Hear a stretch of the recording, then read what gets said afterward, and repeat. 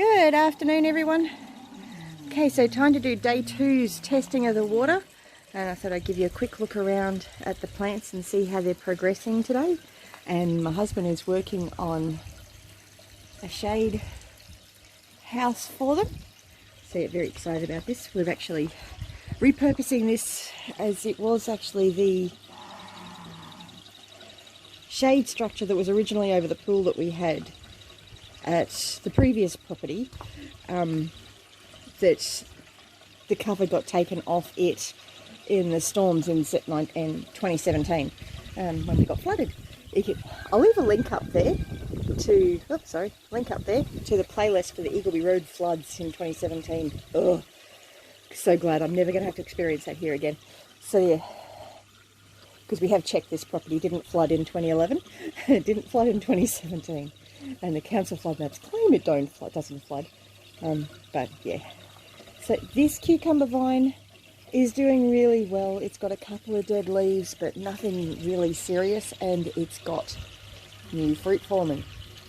Really pleased about that. The beans are still looking really great. Got a couple of lettuces that have survived, but most of them are not doing so well. And yes, that is a blood orange that's in there. I got asked that by one of my lovely viewers yesterday. So I can't remember who it was at the moment, but when I do remember, I'll leave a card to his channel up there. I do apologise, I'm really sorry. It's been a really long day. So yeah, celery is doing fantastically, really pleased with it. This cucumber vine is not dead, but it's not looking well. I have taken all the fruit off, and I've taken the suckers off it as well. And the automatic siphon's about to start. So yeah. So yeah, the longevity spinach is doing really well, which I wasn't expecting it not to, because it does do very well in the heat here in Queensland during our summers. That cucumber vine, it's not happy, but it's also not planted properly, I don't think. Have I got that planted? Have I got it planted at all? Oh yeah, it's planted there. But it hasn't quite recovered. I probably should take off any fruit on that one, but I don't think it's got any fruit actually. A lot of them had very small root structures. Now I'm going to do a video soon on green leafy vegetables that you can use in salads that grow really well in the Queensland heat. As many of you know, lettuce bolts. You look at it during summer and it'll bolt. So there's a few plants that I've learnt that do really well in Queensland summers and work great in salads. So yeah, I'll do a video coming up with that one really shortly. This one is all about the aquaponics. So that cucumber vine's doing okay. Now these plants were actually just ripped out of the previous system and put into this system. The basil's doing really well, really pleased with that. Leeks are doing great, beans are doing great. Sorry, I probably moved the camera a bit fast there. I might pick that bean. So yeah, really pleased with that. It looks like that little lettuce may survive. It's just hard to tell. That little lettuce probably will. That one might, that one might. A lot of those won't. But yeah, I'll be back in a second. Okay, sorry for the brief interruption. I have children that needed my attention. So yeah, anyway, actually I've got one that really wants to help me do the videos, but he's got to check on the chickens' water and their feed for the night. And he's been taking his time doing that. And being a normal child. Yes. Oh yeah, back to the aquaponics. So we still haven't made a lot of progress with moving any more of the plants over. And honestly that's because I've had too many other things to do. I had to take Mum to the Laidley Hospital today to have a physio appointment after her hip replacement. Oh, and down here, this is the root map for some chives. I had a huge amount of chives in the other system, and I very gently yanked them out of the system in a very non-gentle way and lost all the tops. So I just chucked the roots in there and thought, if it lives, it lives. And it's clearly living. Actually, no, I knew it was going to. Chives are incredibly hardy. So yes, so over to checking the water and seeing what the water quality is doing and what the pH is doing, what the nitrate and the ammonia and the nitrite is doing. So yeah, so let's get into it, shall we? So I did put in some wormweed yesterday, and you saw me put in the sea salt. So now it's time to check all the levels again. And I've still got my old system. I'm hopefully getting a new system soon.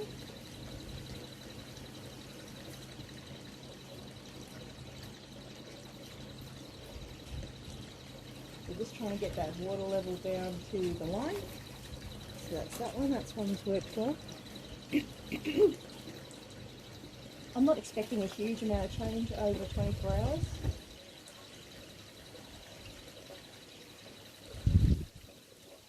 But we did put some nutrients in there yesterday.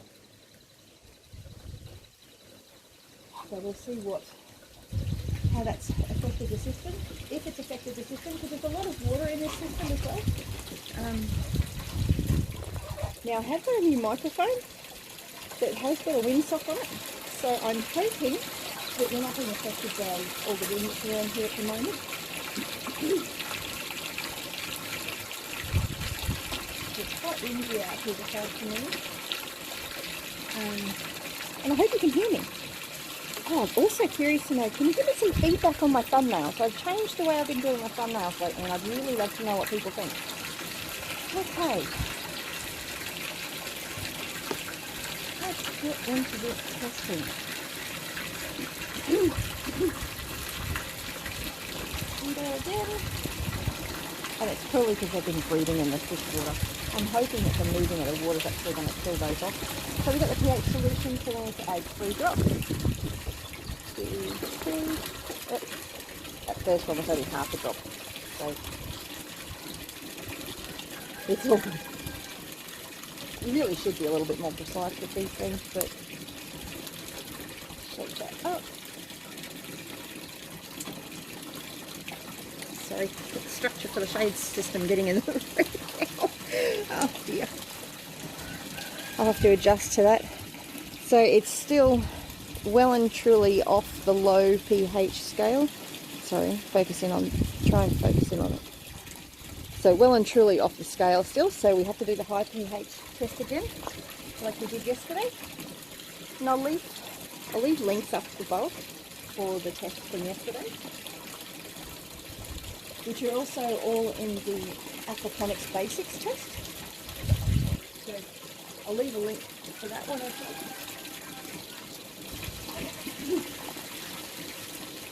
And remember again, when you're getting the water for these tests, you've got to make sure you put your hand down in the water to get a lower level test. So it's not the water up the top. So this is the high range pH test solution. So we need to add 5 drops of that. 1, 2, 3, 4, 5. And this really is a very simple system. And if I had a little bit more time, I would definitely be letting Matthew do it. And my plan is to actually do this with Matthew as part of his schoolwork. So this actually looks pretty similar to what I did yesterday. So I'm thinking still up around that 8.2 mark. But yeah, sorry if the camera's not focusing in quickly when I'm moving around.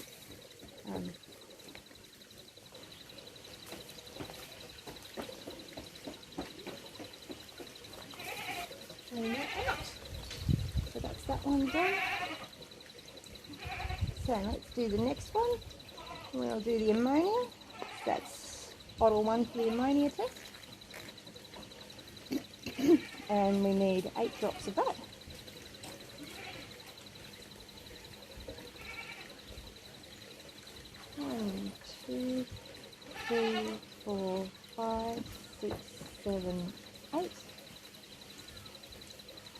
I'll put the lid back on that little bottle. And now we need, this is bottle 2, so we need 8 drops of that one. You can actually open these bottles one-handed. I'm just not very coordinated. 2, 3, 4, 5, 6, 8, 9. Whoops! Way too many. I got too busy counting. I wasn't paying enough attention. Oops. Not sure what that effect that'll have. But again, I'm not really expecting a huge amount of nitrate in the system because we only put a little bit in from the sea salt ammonia, sorry. There we go.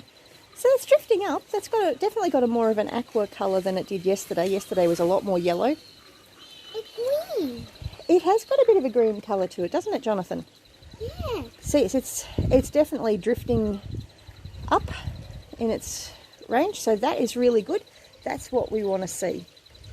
That is really important. Yes, it is really important.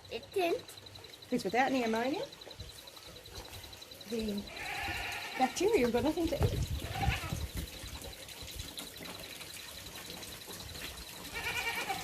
Yes. See, I'd love to get some feedback on my microphone as well as on the well, I don't want feedback from a soundy perspective. But I'd love to know what everybody thinks and how my... Oh, see, these are so old. They're so brittle. The plastic's actually breaking. What is that? This is a formula for testing the nitrite in the system. So I'm going to add 5 drops of that. 1, 2, 3, 4, 5. It's a really, really old system. Really old test kit. We've actually we got this when we first started in aquaponics. So it's over 8 years old, and it was old when we got it. Because we got it from a friend. Yes, we did. Yes, it is. It is a bit blue now, isn't it? Isn't it interesting? Careful. Sorry, Jonathan just kicked the tripod. So yeah, so yeah, I'm not quite sure what to read that one as, but that's what we've got today. Yes, it's green as well. Yeah, it is green as well. So that was the nitrite. Next we've got the nitrate. Where's Matthew? Boats are doing something really, really interesting. I can't film it, but I'm busy showing you guys this. Ah, the Davy and the girls are jumping all over the pile of plants. It looks really interesting, and you're missing it all. Oh dear. Actually, I'm going to pause it and go video the goat for a minute. I'll be back to this. Now that I've finished being distracted by the goats, I'll come back to the water testing. And I think we were up to the nitrate test, weren't we?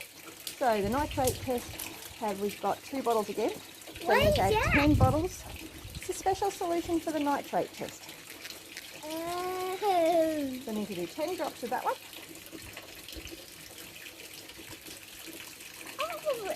1, 2, 3, 4, 5, 6, 7, 8, 9, 10. You want to help me count the next one? Yeah. Yeah. So we need 10 drops of this one too. You going to count to 10? Okay. Good boy. 1, 2, 3, 4, 5, 6, 7, 8, 9, 10. I think I got 1 drop on the outside at first. It's not hugely tragic. So I'm not really expecting a lot of nitrate in the system at the moment. Yes, buddy. You can see in a minute. Wow! Although there does seem to be some change in the colour from yesterday. It's a very much brighter yellow than yesterday. Let's bring it over here so you can see. Wow! It's still green. Yes, there's definitely something happening there. I'm pretty sure that's a different colour from yesterday. I'd have to check yesterday's video to see what it actually looks like. I think it's more of a yellowy, orangey colour. But as my card's not really accurate anymore because of the side fading, I'm not 100% positive. So yeah, anyway, that's the testing of that. And next thing I'm going to do is I'm going to chuck in some more seaweed solution. So more of the sea salt, which is the brand that I'm using. You don't need to use sea salt. You can use any seaweed extract. It's a really good nutrient additive that's safe for fish and great for plants. It also helps to promote root development, which is really, really crucial for my plants at the moment because they've just been so badly stressed with being moved. Now, generally you'd only use about 1 capful. I'm dosing it a little bit stronger than that because I haven't got the fish in the system at the moment.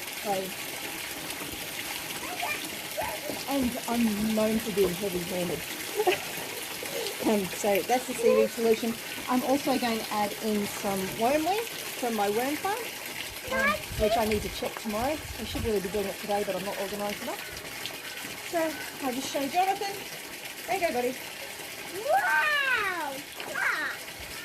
I'm not sure how much you can hear him. So there's a fair bit of wine juice in there that I just poured in. But there's over 1,800 litres of water in this system. So it takes a fair bit to actually spread around over the whole system. Which is one of the really big bonuses and advantages of having the big 1,000 litre fish tank and the big virtually 1,000 litres sump on the other side that's dug into the tank. You should not be climbing up there, young man. Hop down. I know I can. Normal 3-year-old. I'm going to have to put some sort of cover over that to stop somebody from climbing in it. So we've actually got a kiddie cover on the other side, which actually came with our balcony unit that we got second-hand, but was originally from Murray Hallam. He does a fantastic commercially available aquaponics system. Hang on for a minute. Okay, back again. So yeah, Murray Hallam's got a system made out of fiberglass, so it's not reactive to the plants. My grow beds are made out of food grade IBCs, so they're the international bulk containers. They look like that before they get cut up. so the grow bed's only about 1/3 of a full tote, and then the base is the cage. So, and mostly I got the dimensions, my husband got the dimensions from this from Murray Hallam, which he's got a set of DVDs which is like aquaponics made easy and all that sort of stuff. Excuse me for a minute. Okay, sorry about that. I'm not even sure what he was trying to tell me because he still didn't tell me what he was trying to say. So yeah, when we get to 1,000 subscribers, I'm actually going to raffle off a set of Murray Hallam's DVDs. Yet to work out the exact details for that, and we're a fair way off 1,000 subscribers at the moment. But if you'd like to get the set from Murray Hallam to learn a lot of tips and tricks and all that sort of thing with aquaponics, he goes into more detail than I am at the moment. So yeah, but I'll have that DVD set as a giveaway for when we get to 1,000 subscribers. So yes, share the videos around. Help us get there. That'd be great. And I'll be tracking, like if you share the video, make sure you actually tag me in it. Like if you share on Facebook, make sure you tag Janderra's Facebook page so that I can see that you've shared it, and send me a message letting me know that you've done it, and leave a link. Well, not a link because YouTube will block that. Oh, I'll still see it, and I can release and I can approve it. So yeah, leave a link in the description of this video if you shared it. That'd be great. And I'll take note of that for the draw for when we get to 1,000 subscribers. So like and share and comment, and that'll all count towards your entries for the giveaway. So yeah, everything is going really, really well. So yeah, this sump has got probably the best part of 800 litres. That's holding around 1,000 litres. And then you've got water in the grow beds, and we've got room for more water to go in there as well. So having large amounts of water in the aquaponics system makes for a very stable system. So the pH isn't going to drift quickly, and the nutrient level's not going to drift quickly, which is the other reason why I'm putting large amounts of sea salt and worm juice in here. while I have no fish. So if I had fish in the system, I would not be putting this much in, simply because it would be too strong for the fish and it would be dangerous for the fish. So you only want to put a capful at a time in when the fish are in the system, or thereabouts. But I'm losing light, and that's day 2's water quality testing. Now there are other things you can test in your system, but in a basic setup you don't need to. These are the basic ones, and if you're not having a problem, these are the basic ones that you can do. And at the moment it's important for me to track this because this system is brand new and it's only just being set up. So I'm wanting to actually watch the nutrient cycle happen in my system, and I'm wanting to show you. So that's the main reason I'm testing. Honestly, I don't normally test my water at all, which is very, very bad. You should test it at least once a week just to check to make sure it's not getting very acidic, which honestly I probably check it once a month or so, and that's when I add lime and calcium. But I'll leave a link up there, or a link down there, to the video I did on different additives that can help with your pH and all that sort of thing, things that you can add to your system safely. So yes, and I've had some fantastic comments from viewers saying what they put in their systems, which is really great. If you've got something that you stick in your system, tell me about it. Put it down below in the comments. I'd love to hear from you. So yeah, anyway, that's it for today, and we'll catch you tomorrow. Have a great one. Bless you.